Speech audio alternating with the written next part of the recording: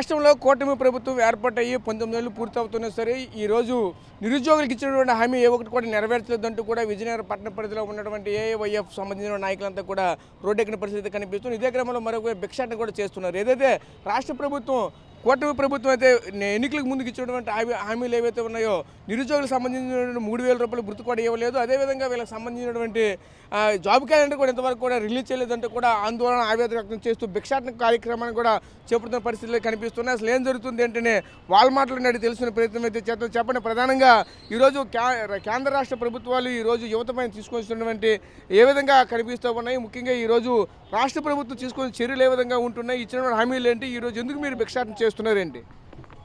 ముందుగా ఈరోజు నా పేరు వాసు, ఏఐవైఎఫ్ విజయనగరం జిల్లా అధ్యక్షులు.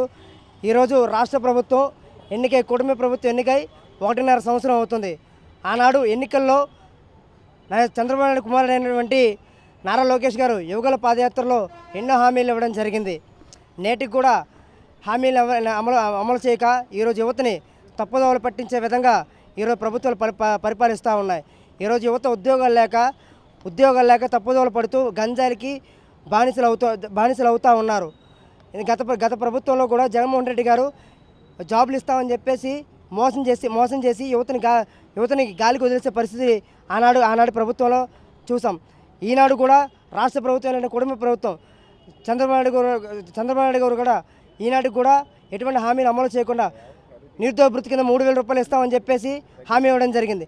ఆ హామీని కూడా అమలు పరచకుండా ఈరోజు యువతని గాలికి వదిలేసే పరిస్థితి ఈరోజు చూస్తున్నాం. కాబట్టి చంద్రబాబు నాయుడు గారు మీరు ఏదైతే ఆనాడు ఎన్నికల్లో హామీ ఇచ్చారో హామీని సక్రమంగా అమలు చేయాలి. ఎందుకంటే ఈరోజు యువతకి ఉద్యోగాలు లేక తప్పుదోవలు పడుతూ గంజాయికి బానిసలు అవుతూ అలాగే కొన్ని యాప్స్ బెట్టింగ్స్ యాప్స్లో వాటికి బానిసలు అవుతూ వాళ్ళ జీవితాలు నాశనం చేసుకున్నారు. వాళ్ళ జీవితాలు నాశనం అవ్వడం వల్ల వాళ్ళ తల్లిదండ్రులు కూడా వాళ్ళ మీద ఎన్నో ఆశలు పెట్టుకున్నారు. వాళ్ళ జీవితాలు నాశనం చేసుకున్న పరిస్థితి ఈరోజు యువత కనిపిస్తూ ఉంది. మీరు ఇప్పటికైనా హామీలన్నీ అమలు చేసి యువతకి నిరుద్యోగ భృతి ఇచ్చి యువత ఉద్యోగాలు కల్పించి మీ ప్రభుత్వ పరిపాలన కొనసాగించాలని చెప్పేసి ఈ సందర్భంగా డిమాండ్ చేస్తున్నాం. లేని ఏడాది రాష్ట్ర వ్యాప్తంగా ఈ ఉద్యమాన్ని మరింత ఉధృతం చేస్తామని చెప్పేసి డిమాండ్ చేస్తున్నాం. మీరు చెప్పండి, దీన్ని ఏ విధంగా చూడాలి? ఏఐవైఎఫ్ నాయకులుగా ఈరోజు ప్రతి ఒక్క షాపులో కూడా భిక్షాటన చేస్తున్న పరిస్థితి కనిపిస్తూ ఉన్నాయి. భిక్షాటన చేయడం గల ప్రధాన కారణాలు ఏంటి? అసలు ఏం చేస్తుంది రాష్ట్ర ప్రభుత్వం? ఈరోజు ఇచ్చినటువంటి హామీలు ఏంటి? మీరు ఎందుకని చెప్పి ఈ విధంగా చేస్తున్నారు? రాష్ట్ర ప్రభుత్వం అధికారంలోకి రాకముందే మోసపూరితమైన హామీలు ఇచ్చి వాలంటీర్లను 5,000 జీతం కాదు కనీస వేతనం 10,000 చేస్తాం, మీకు ఉద్యోగ భద్రత కల్పిస్తామని చెప్పేసి అధికారంలోకి వచ్చిన తర్వాత ఈ రాష్ట్ర ప్రభుత్వం పూర్తిగా వాలంటీర్లు మోసం చేసి అలాగే సచివాలయ సిబ్బంది కూడా వర్క్ ప్రెజర్ పెంచి అలాగే ఖాళీగా ఉండి రాష్ట్రంలో ఖాళీ ఉన్న పోస్టులు భర్తీ చేయక నిరుద్యోగుల్ని రోడ్ల పైన అడుక్కోవడానికి రాష్ట్ర ప్రభుత్వం వదిలేసిందని మేము ప్రత్యేకంగా తెలియజేస్తూ ఉన్నాం. ప్రధానంగా ఆంధ్రప్రదేశ్ పబ్లిక్ సర్వీస్ కమిషన్లో ఖాళీగా ఉన్న పోస్టులు భర్తీ చేయాలని, అలాగే ప్రభుత్వ శాఖల్లో అనేక శాఖల్లో ఖాళీగా ఉన్న 2 లక్షల ఉద్యోగాల పోస్టులు భర్తీ చేయాలని చెప్పేసి మేము కోరుతూ ఉంటే కనీసం ఈ రాష్ట్ర ప్రభుత్వానికి చేమకుట్టినట్లు కూడా లేదు. ప్రధానంగా ఉత్తరాంధ్ర వలస ప్రాంతాల్లో చాలామంది యువత ఉద్యోగాలు లేక డిగ్రీ ఇంజనీరింగ్లు బీటెక్లు పూర్తి చేసిన విద్యార్థులు సర్టిఫికేట్లు రాక యాతన అనుభవిస్తూ ఈరోజు కువైట్, ఖత్తర్, అలాగే బొంబాయి, పూణే, మద్రాసు, ఢిల్లీ అలాంటి ప్రాంతాలకు వలసపోయి అడుక్కు తినాల్సిన పరిస్థితి ఈ రాష్ట్రంలో దాపరించింది.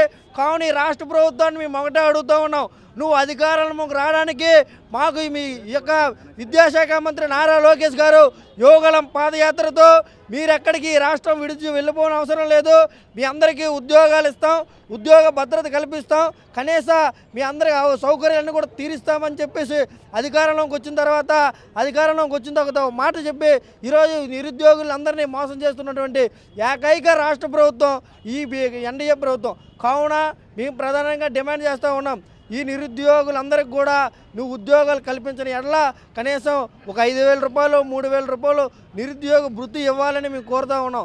మీకు అలాగే ఖాళీగా ఉన్న ఉద్యోగ పోస్టులన్నీ భర్తీ చేసి ఈ యొక్క నిరుద్యోగులకు న్యాయం చేయాలి. అలాగే కానిస్టేబుల్, పోస్టులు మొన్న భర్తీ చేశారు. కేవలం అరాకొర పోస్టులు భర్తీ చేసి విజయోత్సవాలు జరుపుకొని వంగలపూడి అనిత గారు ఈ రాష్ట్రంలో ఉన్నటువంటి పోలీస్ శాఖ బలంగా పనిచేస్తుంది, మరింత రిక్రూట్మెంట్ చేశామని గొప్పలు చెప్పుకుంటూ ఉన్నారు. ఇది కరెక్ట్ కాదు. మీరు 200 మంది పోటీ పడితే దాంట్లో ఇద్దరికే ఉద్యోగాలు ఇస్తూ ఉన్నారు. మిగిలిన 198 మంది పరిస్థితి ఏంటని మేము ఉదాహరణగా అడుగుతూ ఉన్నాం. దీనిపైన రాష్ట్ర ప్రభుత్వం మాట్లాడాలి.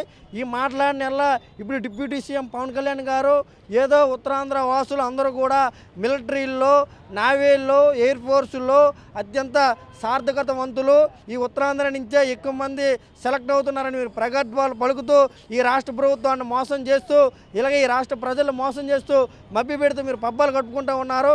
కావున నిరుద్యోగుల పక్షాన్ని మేము నిజాయితీగా ఒకటే అడుగుతున్నాం, మీరు చేతగాని ఎట్లా ఈ రాష్ట్ర ప్రభుత్వం నుండి దిగిపోండి, లేదంటే ఉద్యోగ అవకాశాలు కల్పించాలని మేము సందర్భంగా డిమాండ్ చేస్తూ ఉన్నాం.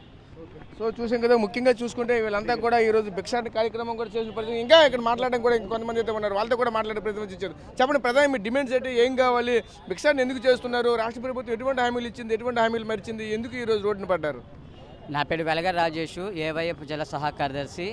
అయితే ఉద్యోగాల కోసం ఎన్నో మంది యువతలు పోరాటం చేస్తున్నారు, కానీ ఏ విధమైన జాబులు రావట్లేదు. ఈ జాబులు లేక అనేకమైన విధాలుగా వాళ్ళు పాల్పాటు చేస్తున్నారు.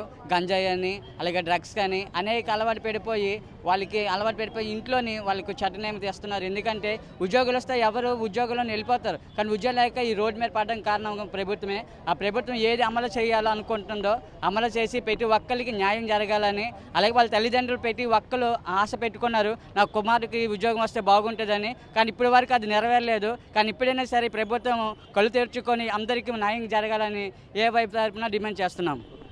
సో చూసాం కదా, ముఖ్యంగా వీళ్ళంతా కూడా ఆవేదన వ్యక్తం చేస్తున్న పరిస్థితి కనిపిస్తూ ఉన్నాయి. ముఖ్యంగా ఏదైతే రాష్ట్ర ప్రభుత్వం ఇచ్చినటువంటి హామీలు అయితే వెంటనే నెరవేర్చాలి, లేని ఏళ్ళైతే మాత్రం ఇటువంటి ఉద్యమాలు ఉధృతం చేస్తామంటూ కూడా మరొకటి చెప్పుకొస్తున్నారు. ముఖ్యంగా మనమైతే చూడొచ్చు, ఏదైతే ఆ రోజు రాష్ట్ర ప్రభుత్వం ఇచ్చినటువంటి హామీలు ఏవైతే యువకులు ముఖ్యంగా సంబంధించి నిరుద్యోగ వృత్తి కావచ్చు, అలాగే ఉద్యోగాలు కల్పిస్తామని ఎవ్రీ ఇయర్ క్యాలెండర్ రిలీజ్ చేస్తామనేటువంటి మాట కావచ్చు, మాట అన్ని కూడా పెడచమని పెట్టిందంటే కూడా ఆవేదన వ్యక్తం చేసిన పరిస్థితి కనిపిస్తున్నాయి. ప్రస్తుతం విజయనగరంలో ఉన్నటువంటి ఏఐవైఎఫ్ నాయకులంతా కూడా ఈరోజు భిక్షాటన కార్యక్రమం కూడా నెరవేర్చి ఈ యొక్క సమస్యలు కూడా ప్రజలకు కూడా తెలియజేసిన పరిస్థితి కనిపిస్తుంది. ప్రస్తుతం ఇది ఇక్కడ ఉన్నటువంటి తాజా పరిస్థితి. Camera person Naidu Rajesh, RTV, Vizianagaram నుంచి.